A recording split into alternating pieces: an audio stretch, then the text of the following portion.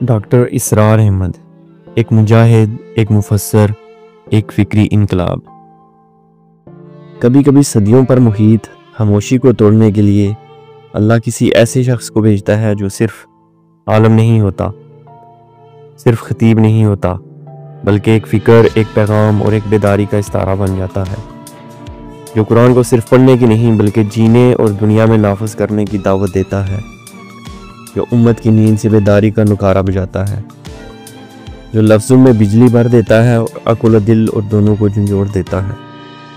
वो अल्फाज से इनकलाब बर्पा कर देते हैं और खामोश दिलों में वलवला, बेदारी और अमल की चिंगारी जला देते हैं।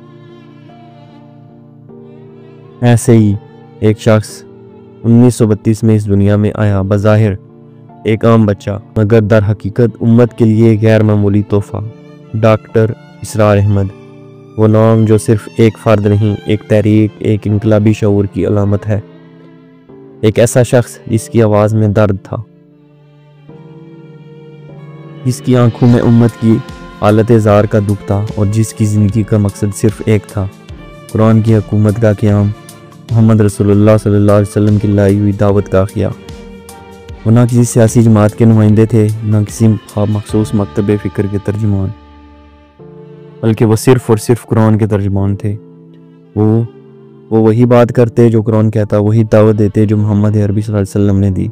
उनकी ज़िंदगी, उनका पैगाम, उनकी जद्दोजहद एक खामोश मगर मुसलसल चीख थी कि उठो, अपने दीन को पहचानो, कुरान से जुड़ जाओ और अल्लाह के दीन को ज़मीन पर नाफज करो।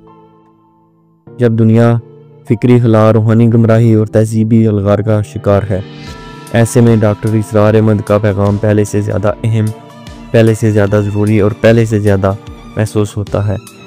आइए आज उनकी ज़िंदगी के हर पहलू पर रोशनी डालते हैं, उनके बचपन से लेकर इनकलाबी फ़िक्र तक, तंजीम इस्लामी से लेकर दर्स कुरान तक और आखिरकार इस अजीम सफ़र के इंजाम तक।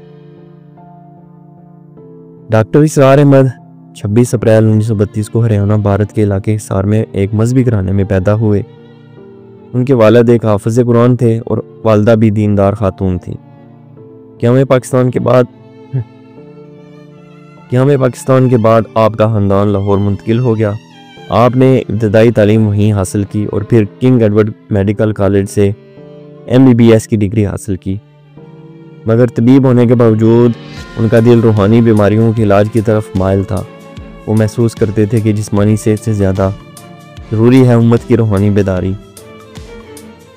डॉक्टर साहब नौजवानी में जमात इस्लामी से वाबस्ता हुए, मौलाना मौदूदी रहमतुल्लाह अलैह की तहरीरों से मुतासर थे, लेकिन जल्द ही उन्होंने महसूस किया कि जमात इस्लामी ने अपनी इनकलाबी रूह को खो दिया है। 1957 में वो जमात इस्लामी से अलहदा हो गए। उनका मानना था कि जब तक कुरान को असल बुनियाद बनाकर खिलाफत का निज़ाम कायम नहीं किया जाता, उम्मत की हालत नहीं बदलेगी। इसी मकसद के तहत उन्होंने 1975 में तंजीम इस्लामी की बुनियाद रखी। ये खालस कुरानी बुनियादों पर कायम करदा तहरीक थी, जिसका मकसद था खिलाफत अला मिनहाज नबुवा का क़याम इनकलाबी बुनियादों पर। डॉक्टर साहब की सबसे बड़ी पहचान उनका कुरानी दर्स है। उन्होंने कुरान को एक इनकलाबी कुरान के तौर पर पेश किया। उनका दर्स सिर्फ तफसीर नहीं था, वो कुरान के हर लफ्ज़ को एक पैगाम, एक मिशन के तौर पर बयान करते। उनकी तफसीर बयानुल कुरान आज भी दुनिया भर के मुसलमानों के लिए रहनुमाई का ज़रिया है। उनके हफ्तावार दरूस ख़ास तौर पर लाहौर में होने वाले हज़ारों लोगों को फ़िक्री ग़िज़ा देते थे। उनके दरूस का अंदाज़ ऐसा था कि सुनने वाला खुद को कुरान के ज़माने में महसूस करता था। डॉक्टर इसरार अहमद उन चंद उलमा में शामिल थे जिन्होंने इलेक्ट्रॉनिक मीडिया को दीनी पैगाम की तरसील के लिए इस्तेमाल किया। पाकिस्तान टेलीविज़न पर उनका प्रोग्राम अल कुरान कई सालों तक नशर होता रहा। उनकी आवाज़ में जो सदाकत, जो दर्द, सच्चाई थी, वो दिलों में उतर जाती थी। लाखों और लोगों ने उनके ज़रिए कुरान से रिश्ता जोड़ा। वो टीवी पर बैठकर भी यही कहते, ये अल्लाह का कलाम है, इसे समझो, इस पर अमल करो, इसे नाफज करो। उन्होंने दर्जनों किताबें तसनीफ़ की, जिनमें खिलाफत व मलूकियत का तारीख़ी पस मंज़र, दावत दीन और इसके तकाज़े, कुरान का इनकलाबी पैगाम, तज़किरा इब्राहीम और तज़किरा मोहम्मद सल्लल्लाहु अलैहि वसल्लम शामिल हैं। इनके इदारे मरकज़ मिसाकुल कुरान और तंजीम इस्लामी के मराकज़ आज भी दुनिया भर में इल्मी, फ़िक्री और रूहानी खिदमात सर अंजाम दे रहे हैं।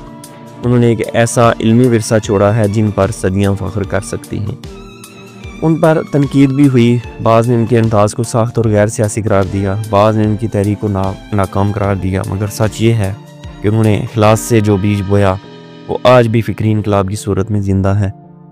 वो फ़िरका वारियत से पाक एक उम्मत का तस्वर रखते थे और यही बात बाज़ लोगों को नागवार गुजरती थी। वो न शिया थे, न सुन्नी, न देवबंदी, न बरेलवी, वो सिर्फ मुसलमान थे।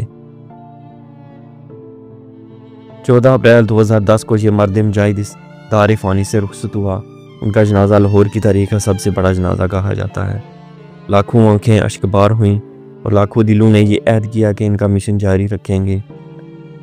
लेकिन सवाल ये है कि क्या हम वाकई इस मिशन को समझ सके। डॉक्टर इसरार अहमद एक ऐसे इंसान थे जो सिर्फ बोलते नहीं थे, वो उम्मत के नब्ज़ शनास थे। वो कुरान को जीता जागता पैगाम समझते थे। क्या आज हमें फिर ऐसे किसी डॉक्टर इसरार अहमद की ज़रूरत नहीं? क्या हमने उनकी आवाज़ को सुनने के बाद अपनी ज़िंदगियों में कोई तब्दीली महसूस की? क्या हमने कुरान को सिर्फ तलावत की किताब से हटाकर अमल और इनकलाब की किताब बनाया?